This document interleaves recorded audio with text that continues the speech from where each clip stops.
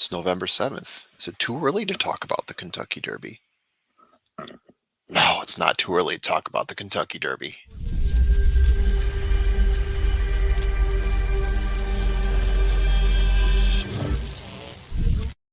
Trust the profits. It's the formula here. I'm recording this on November 7th because I do not believe it's too early to talk about the Kentucky Derby. I think there's some stuff to talk about for the Kentucky Derby. Um, Most of all, we just got done with Breeders' Cup. I got done with Breeders' Cup Juvenile. Fierceness came out of that. We'll touch on that in a little bit. Churchill Downs, we got some news there. We had a great looking 7 furlongs from Knightsbridge, and then we got a couple upcoming races that might produce another horse. So I'm going to try to do with this Kentucky Derby talk in lieu of us having prep races is just taking a look at what we're going through week to week. Uh, who popped out, who's making a name for themselves, who had a great finish, and then what's upcoming, what sort of maiden special weight races do we have coming up that could reveal a horse to us. So we're going to try to keep an eye on some of those events right now.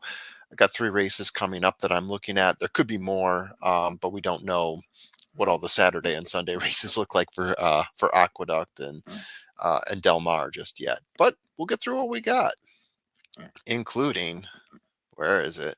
Oh, there it is. And it's Fierceness and Muth, the two of them turning for home with Fierceness in front. Fierceness is opened up here to a 2-length lead. Muth is second, then Timberlake down the outside, but it is going to be Fierceness and John Velasquez. Oh, they're running away. Fierceness of power. Yeah, I mean, look at that stretch by Fierceness. Do we put him at the top of our Derby rankings? I sure as hell think so. So Fierceness. I mean, let's look at what we got here. Fierceness obviously lost to Timberlake, but when we went through the full field rundown talking about the juvenile, I did note that there were some issues with Fierceness in that race when he exited, nearly dropping his jockey. It did not get a clean start at all. And we know from his first race, his maiden race, he had a huge stretch out in that race where he just completely obliterated the pack. So very difficult to say that, oh, I think Fierceness is going to jump up and take the juvie, but there's definitely reasons to negate that Champagne race and say, yeah, Fierceness. Obviously, he was a 1-2 favorite in that race, so why not move him forward, get rid of that race, and take a look at him here? But a lot of good horses on the left there. We got Timberlake, winner of the Champagne. We got Locked, winner of the Claiborne, and then we got Muth, winner of the American Pharaoh, all in the picture. And then you got 6 1/4 lengths until you get to the winner here, Fierceness. I mean, in my opinion, that puts him at the top of the list. El Hombre will tell you every time. As soon as you watch the Breeders' Cup Juvenile, the winner of that race is the favorite until something else happens, something amazing to unseat that horse. And I'm pretty sure he's going to say the same thing after this. Haven't talked to him about it yet, but I got to think if he goes by his tactic here, he's got to put Fierceness as number one. So congratulations, Fierceness. Todd Pletcher, he put together a wonderful race for us to watch there. Knightsbridge. No video on Knightsbridge. Very difficult to find, but let's just take a look at the results here and start reading through those. So Knightsbridge at the top here. 7 furlong race, 120K purse at Churchill Downs the same day as Breeders' Cup Saturday. So not a whole lot of people saw it when they're watching Breeders' Cup, but hell, let's take a look at this here. Going across to the opening of the stretch run, 4.5 length lead over Give Me a Reason at that point. 4 length lead. By the time he got to the finish, a 10 length lead. So talking about a horse that really stretched out the field there, completely dominated, was pretty close to being the favorite. I mean, we're splitting hairs here. Promisio, as you can see below, highlighted here by me, was the favorite in that race. Give Me a Reason. Steve Asmussen horse was also looking like a possibly a strong horse in that race, but Knightsbridge completely obliterated there. So what do we got coming up here? I'm highlighting a couple races on Sunday from Churchill Downs that could have a couple interesting horses. Nothing that I'm expecting to be a Knightsbridge quality level horse coming out for their first time. A lot of these are second and third time horses. Some of them are fourth time.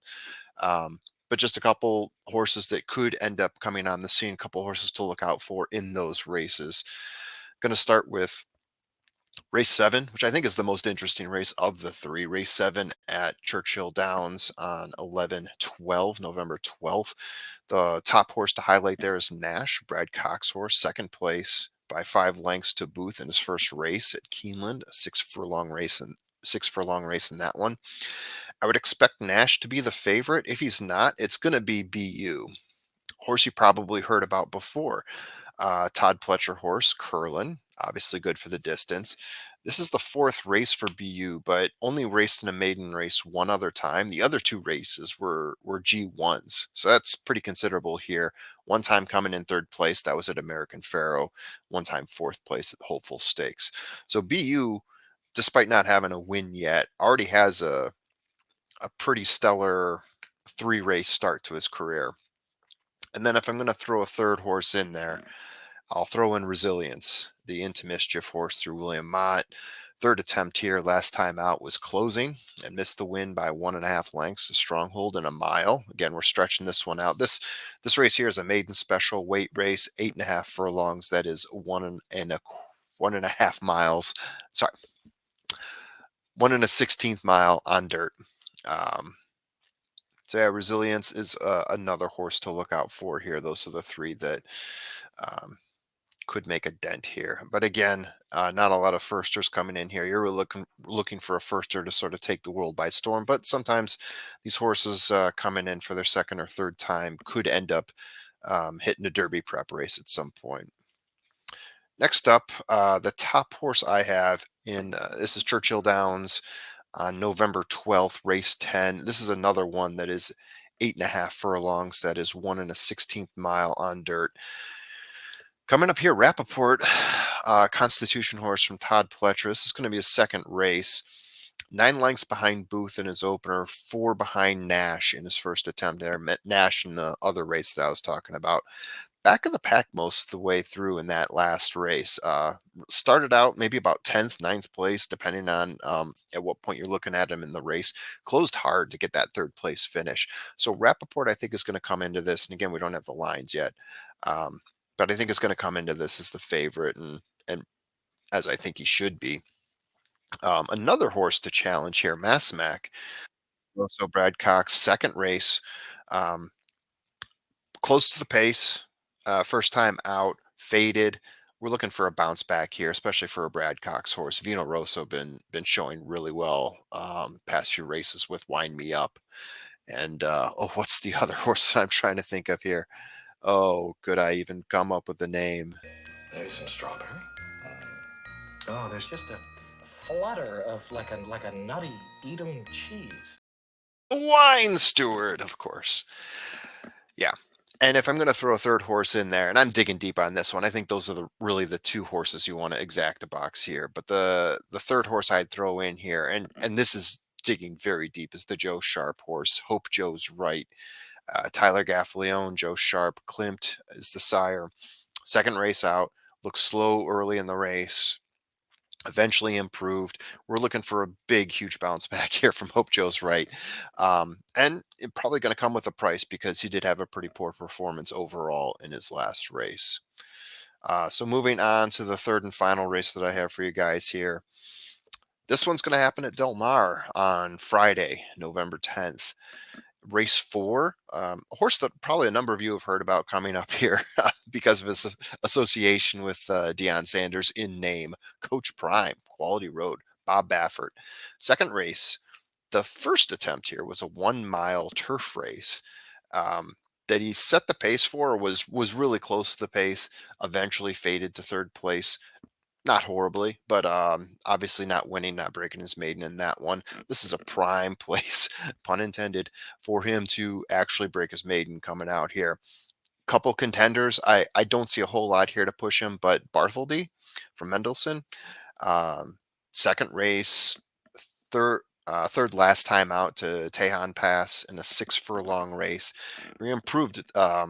He improved in the last furlong in that race, stretching out here to 1 mile in this race. Yes, this is a 1 mile race at Del Mar. I would expect to see him withstand the pressures of stretching out in this one, and indispensable. A horse that you probably heard us talk about before when I was breaking down the G1 American Pharaoh. Finished sixth in that race. In his first maiden, he was third place in that race. Knocked around, which affected him early in that race. Probably could have done a lot better if he wasn't rattled early on. So we'll see how he handles it this time around. Indispensable. I think that's a horse, a John Sadler horse, that I think if he gets the right setup here, doesn't get knocked around, doesn't get thrown off his game, could end up showing us something a little bit more. So anyway, that's what I got. Who's going to come out this week? Who's going to set themselves up to be a at least a Derby prep contender? That's what I'm looking for in some of these races. A horse that's going to end up showing them their nose into a Derby prep race. Maybe see them stretch it out and give us a nice big long win. Anyway, that's the formula. See you guys later.